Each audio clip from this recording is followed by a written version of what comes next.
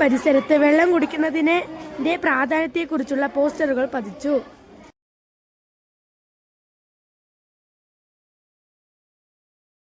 ജലം പാഴാക്കരുത് എന്ന സന്ദേശം കുട്ടികളിലേക്ക് എത്തിച്ചു.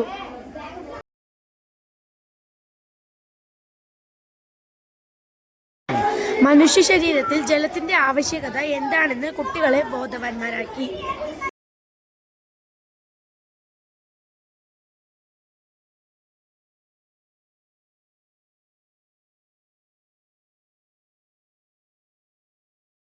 കൃത്യസമയത്ത് കുട്ടികളെ വെള്ളം കുടിക്കുന്നത് ഓർമ്മിപ്പിക്കാനായി വാട്ടർ ബെൽ സിസ്റ്റം കൊണ്ടുവന്നു.